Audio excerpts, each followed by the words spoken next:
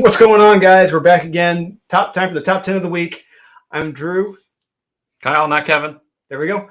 Threw it off there for a minute. Yeah. A little different. So it's August 30th, 2022, and we're going to start with the top 10 and honorable mentions. I've got 2 honorable mentions. I have none. Figures. But yeah, I've got 2. And before we start, please remember to like, subscribe, comment, hit that notification bell. It's down there somewhere, usually most of the time. Helps us out a lot. Trust me. All right. First up, my 2 honorable mentions of the week. I have got, because they unfortunately got bumped. Okay. I'm sorry, they got bumped. Loaded Bible, number 6. Okay. Yep, I have enjoyed this series. I really enjoyed this issue. Action-packed. It's the final battle between Jesus, if you will, his clone, and Dracula over Earth. Who will reign? Vampires or the humans? Or is there any hope left? I don't know. You got to read to find out. Yeah, this was a wild, action-packed, blood-soaked issue. That's all I got to say. Then a very interesting ending to this. Okay. Is it over? I don't know. We'll find out. It's like one of those where it ends like, interesting. I don't know. Now, my next one, because it's like I'll have my top 10 and things just kind of steadily get bumped out. My number 10, my Superman Warworld Apocalypse. Yeah, Superman Warworld Apocalypse one-shot special. Steve Beach cover is beautiful. Sexy. I love it. Steve Beach, amazing artist. So the positives, we get a kick-ass Steve Beach cover. A negative, no Riccardo Federici. Yeah, I know. He is gone. The guy who started this all off. Should have ended it. Should have ended it with them. Or Michael Janin. Yeah. No. One of the two. Both knuckleheads are gone. Not a part of this. Not even for a page or two. Or a panel. Nope. Yeah, not even a variant cover. No. The interior art quality is clearly very low. It's not terrible, but it should be better than these knuckleheads in this event. It is ridiculous. I agree. But the story revolves into more of a story of everyone else but Superman. Yes, but Superman. Everyone else but Superman. Superman is here, but he's in a few pages fighting Mongol. But it's literally everyone else on the planet, which I couldn't honestly tell you who's who. No, nor do I care. Yeah, nor do I care. Yeah. There's new powered individuals, new villains, and some get back to their home. Okay. It's a mess. It's okay. Yeah. Look, it is okay. It should have been a hell of a lot better. I'm paying to see Superman kick ass. Yeah. We see it in a couple pages, which is a straight up disappointment. Considering it's a double size, it's almost a triple sized issue, and you don't even focus on Superman. It is ridiculous. Yeah, and you would think after he gets his powers back, he'd fight. Yes, exactly. Yeah. It's like, you have your powers back. Like, you don't have that power up moment. Like, no. Yep. But it's still, you get a great Steve Beach cover. It sounds like I'm mad at me. Get a great Steve Beach cover. A great Steve Beach. Okay. You're kind of talking me out of having it. And it ends finally. It ends. That's why it's a. That's why. Yes. I agree. Yeah. All right, here we go. Top 10 of the week. Woo! Top 10. We're here. Here we go. My number 10 of the week is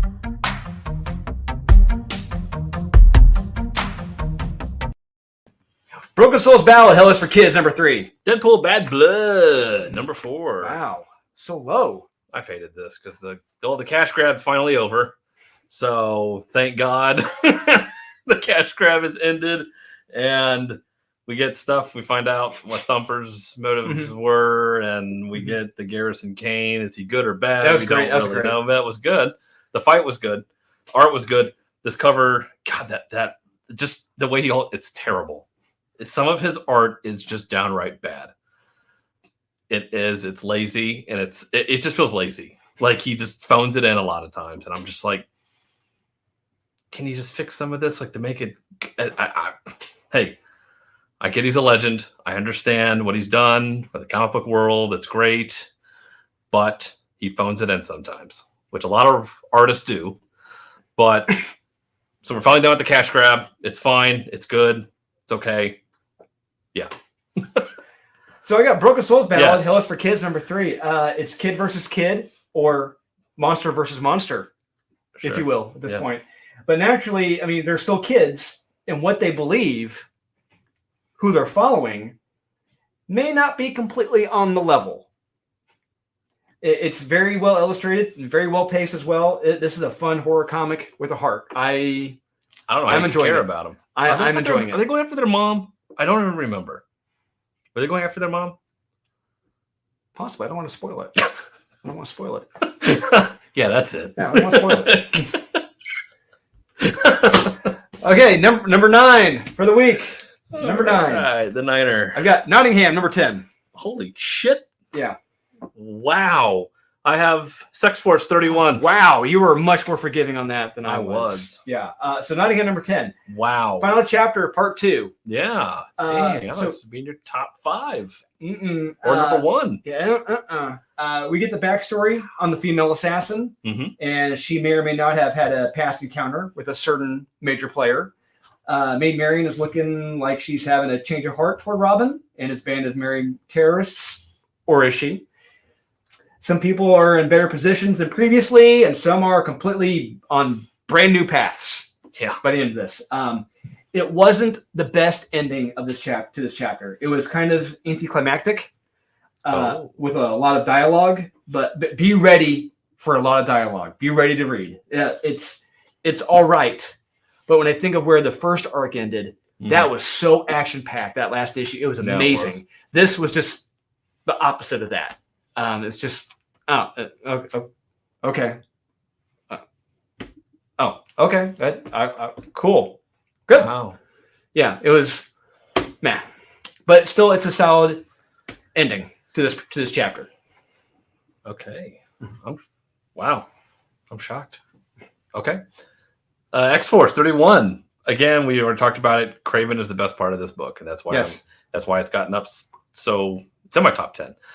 Because his stuff he's such a badass in this, and what he's doing and explaining his reasoning behind everything and why he hunts and how he hunts, and they get into him being a clone. That goes back to the Nick Spencer last hunt storyline he did with the Cravens, which was cool. That was like almost 3 years ago, I think. Damn, it's been we were still doing the podcast when it was going on. Lord. Yeah, remember when the one clone shows off to Craven, he's like, "You totally redeemed yourself." Yes, that's right. Yeah. Holy hell. Mm-hmm. But yeah, they get into him being a clone and him not being birthed and all of that and the ramifications of that. Again, you get Deadpool showing up and trying to ruin this book, and I don't know where it's going to go, but I have hope that it could be good if they stick with Craven. Yeah, I'm not gonna lie. If they'd cut out the stuff with Deadpool and Beast, solid recommend. Absolutely, yeah. And if Craven shows up and starts killing people, then I'm all for it. But absolutely, yeah. Because the Eternals sure as hell won't. No, they won't. No, they only got the grapes. So we'll see. Yep. But this was good. All right, we are on to the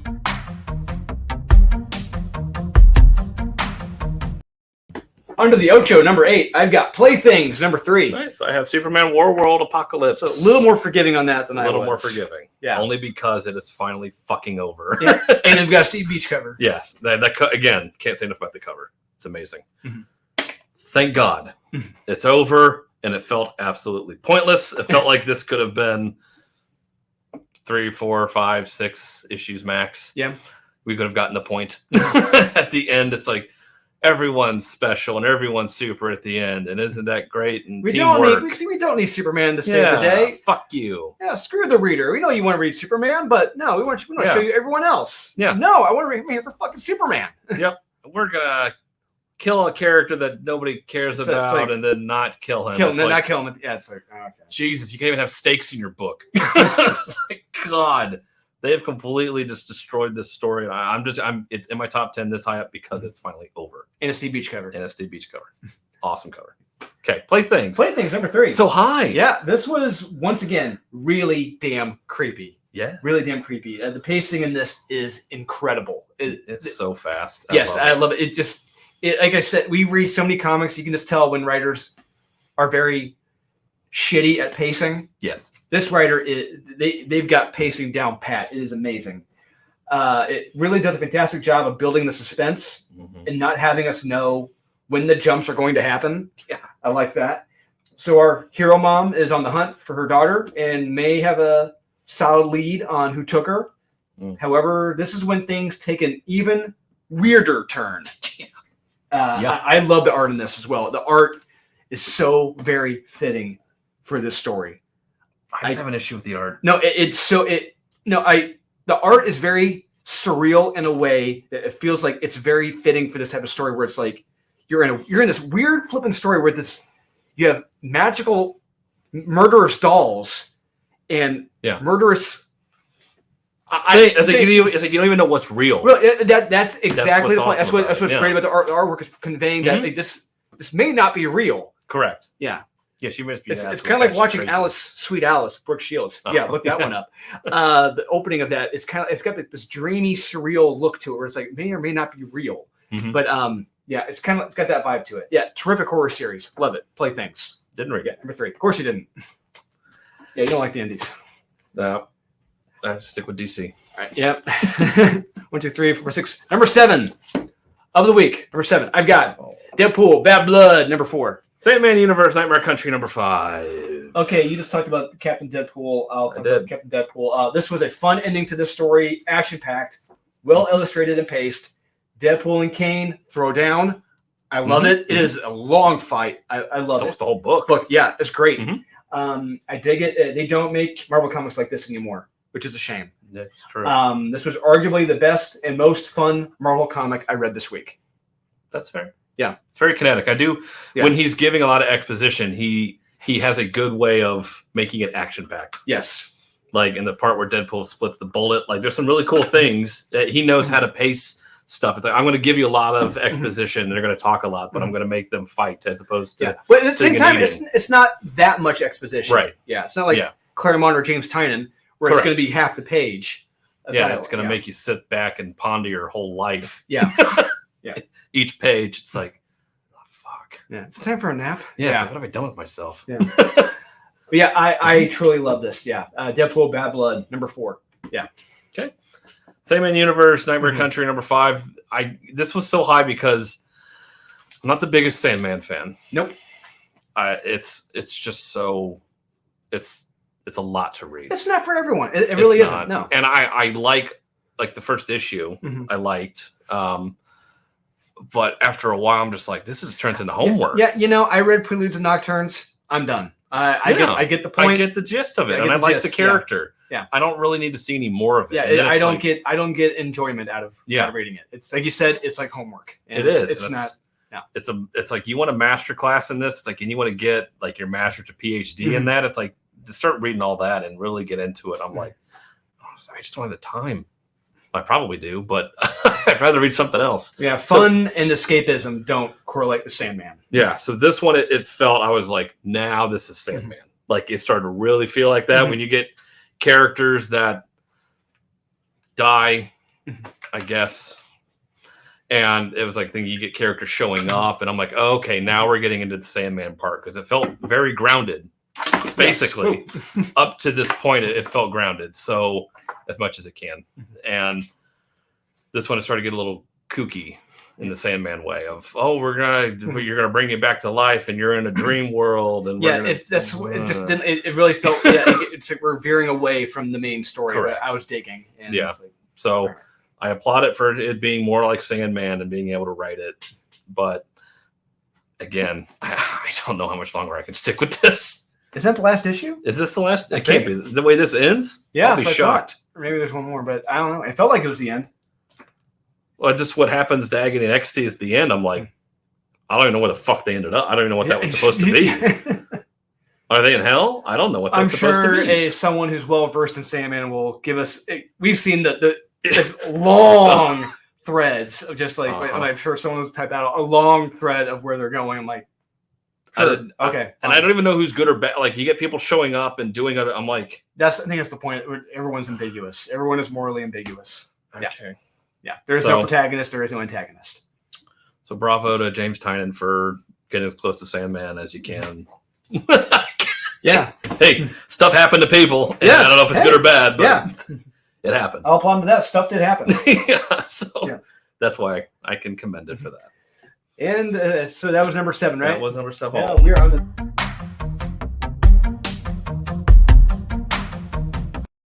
Number 6, I got Phantasmagoria. Number 1. I have wild cards, drawing of cards. Woo, Number man, 2. you went high on that one. Holy crap. did. What, Barry Gibb? I Holy did. crap.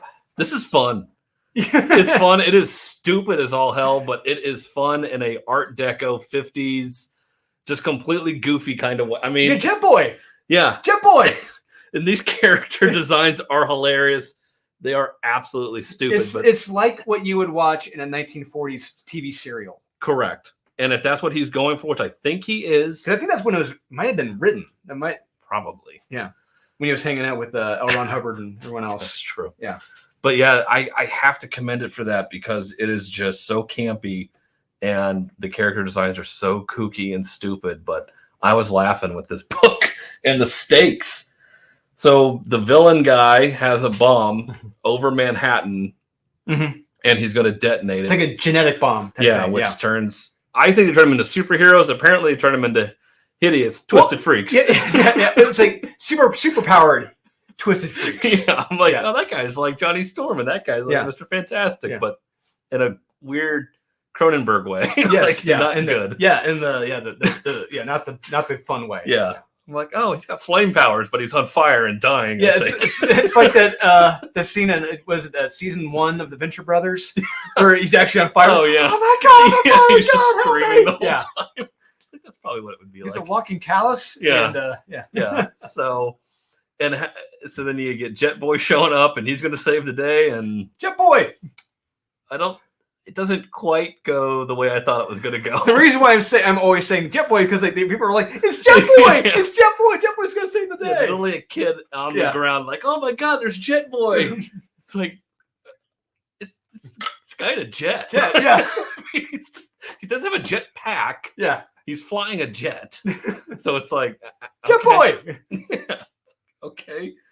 And I gotta commend it because it did not end how I thought it was going. No, it didn't. No, it's really great. Yeah. was like, holy hell. So maybe this will be a passively. I'm gonna make it a honorable mention. I'll make it an honorable mention after. It's just.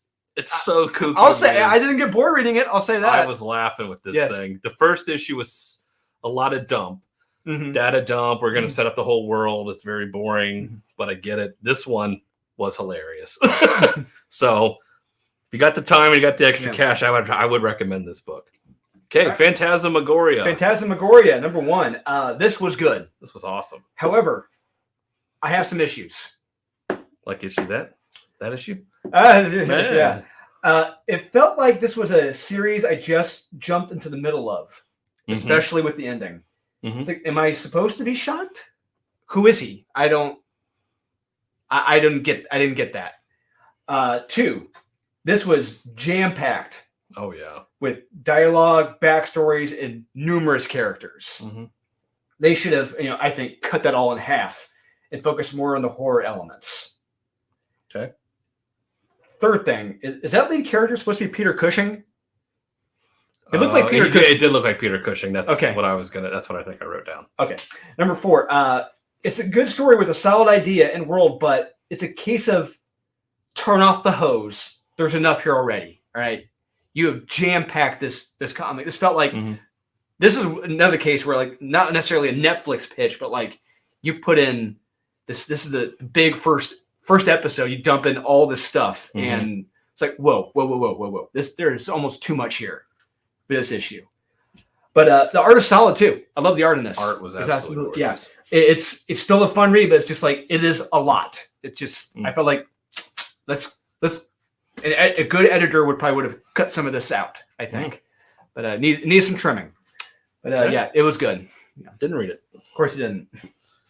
All right, we're on to the number 5, right in the middle. Not showing off.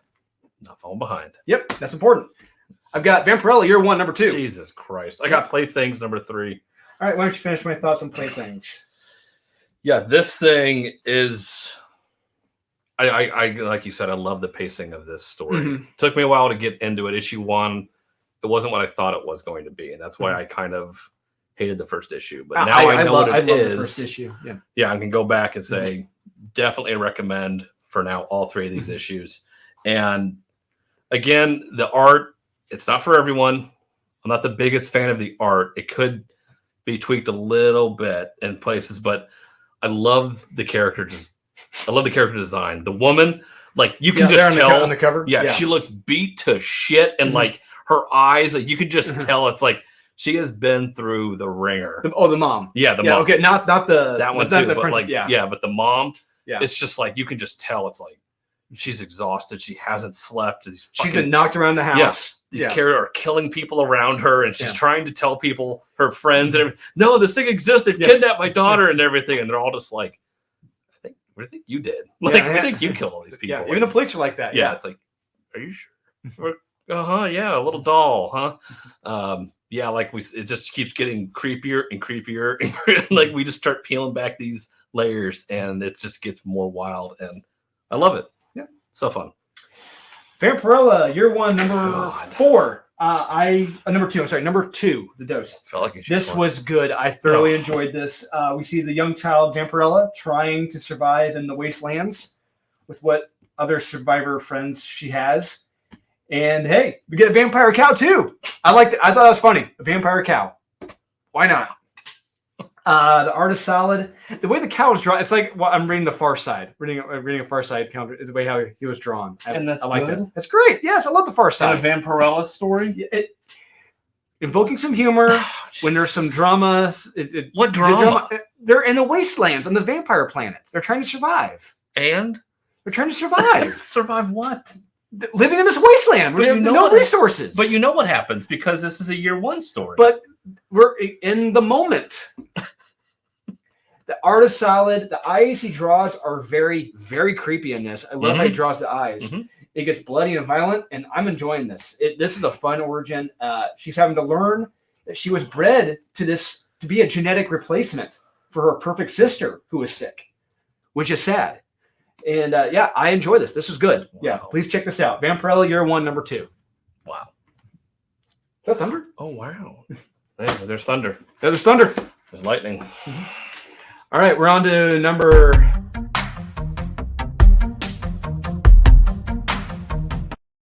4. I got Magic Order 3, number 2. Dealer. Wow, so low. 4. So low. So got Magic Order Volume 3, number 2. Number 2. Yeah, I love seeing the romance early on, where the kids came from, and how the mother had always known what would happen and how things would play out. It's fun stuff. I really enjoyed that. Get treachery, we get infighting, deceit, rekindling old flames, and we have a somewhat shocking cliffhanger. I thoroughly enjoyed this, and it still rocks. Recommend.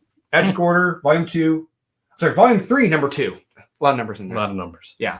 Death Dealer, number 4. This is the end of the first arc. Yep. First 4 issues. Overall, I'm giving all the issues a solid recommend. Solid. 1 through 4. So pick up the first trade whenever that comes out. I recommend reading it all. So this was a good issue. There were some moments of cringe. Some of the dialogue, some of the jokes didn't quite land with me. Really? Yeah. Didn't land. It was just like, we don't need this. Like some of the verbiage, some of the words, it's just like, we don't need to talk about this. It's like, just get on with it. But we see the backstory with Core and how he became the Death Dealer. Yeah. And this guy's fucked up. Yeah, what he did was messed up. Jesus, it was. And I'm like, you know what? You kind of deserve what you got. And awesome fights. And there's a huge twist in this that I did not see coming. Yeah. The fact they went there. They went there. And I was like, I thought I was dark when I was writing my story. Yeah. And I had to cut it. But that, I was like, woo. What they do in this, it's dark. Yeah, it's like, wait a minute, did they just do what I think they did? And I thought they were going to pull it back and be like, oh no. Yeah. They went there. So I got to commend them for that. So I'll recommend pick up all 4 of these issues. If they come out with a trade, get the trade, enjoy it. All the covers are great. So when they put all the art in the back, just enjoy all of it. Solid recommend. Yeah, I agree. Yep. Here we go. And we're on to the top 3. Top 3 of the week. Ooh. My number 3 pick of the week is Antman number 2. Wow. Nottingham, number 10. Wow. Antman number 2. This was really, really, really good. I really enjoyed this. I was shocked how much I liked this. Eric O'Grady, the irredeemable Ant-Man, and it's right after he claims the suit, right after he escapes the SHIELD helicarrier, burn the one guy's face off. Mm-hmm. Just great with the jet boots. He's trying to figure the suit out, get Pym particles, and has to deal with Hank Pym, who's actually a Skrull, because it's teasing this. It's like this takes place before Secret Invasion. That's right, yeah. It's that Hank Pym. It's like, okay. It's very fun. It's in the same art style of the Irredeemable Ant-Man series, which I loved. Yeah, this is a recommend. So much better than the first issue. I thoroughly enjoyed this. Yeah. It's true. Nottingham, number 10. Good issue. So this, to me, felt the most Game of Thrones-ish, like a season-ending Game of Thrones. See, I didn't watch Game of Thrones. Right. Shocking. But so this felt like when you have all of these characters and they're going their separate ways, and they're all at a point to where it's like, okay, where are they going to go from here? And that's exactly, I was picking up big Game of Thrones vibes with this and how it ends, the backstabbing, political intrigue. So the sheriff is in a really bad spot. Or is he? Or is he? Yeah. So he starts out in a really bad spot, Yeah. and then how he ends up, it's like, okay, that's a Game of Thrones character. Okay. Like what he's going to decide. It's like, that's typical Game of Thrones. So we get Robin and the King, and what goes on with that. It's like, shit. Yeah. He's wanting to come back to be like, okay, now I got this huge army somehow. Spoiler alert. Yeah. And I'm going to come back and do something. It's like very Game of Thrones. And Maid Marian is a complete psychopath.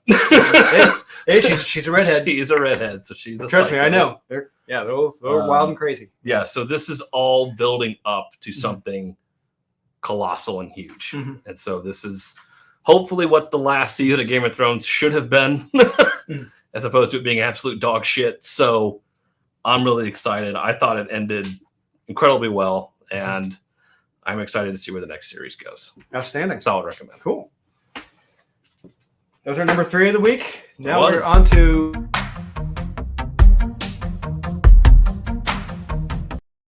number 2 of the week. I got Pentagram of Horror. Hey, how about that? Yep, number 4 of 5. This was a vicious, heartbreaking, and violent story. Yes. Old West, former sheriff who's being hung, but why?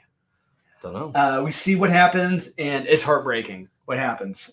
He's a man, but he mans up to what he did. This was the first one that had a really in-depth story, and it was a tragically well-told one as well. Yes. I can't recommend this enough, or this series enough. This issue was amazing. The series is amazing. You guys have to be reading this. Pentagram of Horror, number 4. Marco Fontanelli, he is amazing. You got to check him out. So I think this was a huge step up from the last issue. Okay. For me. You liked it. I was okay on it. This is perfect. Loved the issue. The art was perfect for this. And I love this cover. I love it too. And it's like, and it's like this, everyone sooner or later pays for the prices of their choices. Yeah. It's like, someone's coming knocking at some point. And you gotta, it's like in this sheriff of a small dusty town in the middle of the desert. And God, that just the character designs, the outlaw that he's got to go after, just the art was perfect, the creepiness of it, and it's like you can't really see it, but like that's what it's trying to go for. And I was like, it was so good. The pacing was perfect. But I loved this issue. Right up my alley. Very nice. Yeah. So Marco Fontanelli, like I've said before, keep your eye out for this guy. He is amazing. He's going to be making waves. Guarantee it. Yeah. Should be. Yeah. So solid recommend. The Devil's Right Hand. Yeah. And remember Horror number 4, The Devil's Right Hand. It's so awesome. Here we go. Number 1 of the week.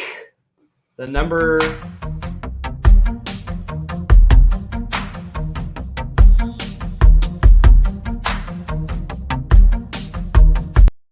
Number 1, I got Death Dealer, number 4. Phantasmagoria, number 1. Okay. So you already talked about Death Dealer. Let me talk about Death Dealer. We get the origin if you will, of Kerr Mhm. and how he came across the helmet, and it's very messed up what he did. Yeah, perhaps he was destined to find this helmet at the same time. The way he acted, Yeah. yeah. And it looks like the person who kidnapped the mother and child from issue 1 may have some ties to Kerr as well. Mhm. But wow, it gets bloody and nasty here, which is glorious. I love it. It gets bloody and nasty. yeah. Yeah. And the ending of this goes away I didn't even see coming Mhm. or think they would go there. They go there, and it is shocking. But where Kit's going, I got to see this. Now I got to see where Kerr. Yeah, Kerr. Where Kerr's going. Yeah. This was an epic first arc, and I love this series. And it's only been 4 issues, but I've loved every single issue. Each issue has been perfect. Mhm. Love it. Death Dealer number 4. Frank Frazetta's. Yeah, I give it up. Frank Frazetta's Death Dealer. Yep, Death Dealer number 4. Phantasmagoria number 1. I loved everything about this book. This art, I cannot state enough how amazing this art is in this book. And so this felt very that's just the cover. yeah. I thought that was a glare. I'm like, oh no, that's the cover. So this reminded me of Penny Dreadful, the first episode of Penny Dreadful. Yeah, with Josh Hartnett Mhm. and just being introduced to this world, and it's like, whoa, what? Yeah, Got all this stuff going on, and this main character kind of reminded me of Timothy Dalton in that role a little bit. Like, oh, who is this? And then like you're already in this world and you're already there. It's very lived in already, and it was very fast paced, very kinetic. I don't want to spoil too much of this because it was just that good. But yeah, if you've seen Penny Dreadful, that's what it reminded me of a lot. And I'm super excited for this book. I just had the professor seeking out demons, that whole thing. I love it. that's a cool concept. Yeah. So I'm all in this series. I can't wait for the next one. I want more of it. So this is my pick of the week. So there you go. Phantasmagoria number 1 and Frank Frazetta's Death Dealer number 4. Picks of the week, guys. What do you think? Are we 100% correct? 1% incorrect? 0% incorrect? Please let us know in the comments, guys. Please remember to like, subscribe, comment, hit that notification bell. It's down there somewhere usually. Every little bit of effort helps. Please spread the word. We appreciate it. And we'll see you guys again sometime soon. We'll see you guys again next week. Mm-hmm. Got an extra video coming out next week. Mm-hmm. Not going to say what it is. It's an interview. Oh, it's an interview. I don't think anyone will have seen this interview coming at all. It's Sean. Yeah. Oh, sorry. Spoiler. No, it's no, or is it? Yeah. But and we may or may not be doing a giveaway video. Because we got to do another giveaway video, Kyle. We do have quite a bit. Yes, we do. It adds up. It does. And we're going to be giving away the torn comics too, because people want the torn comics. So who doesn't? Yep, they're fun.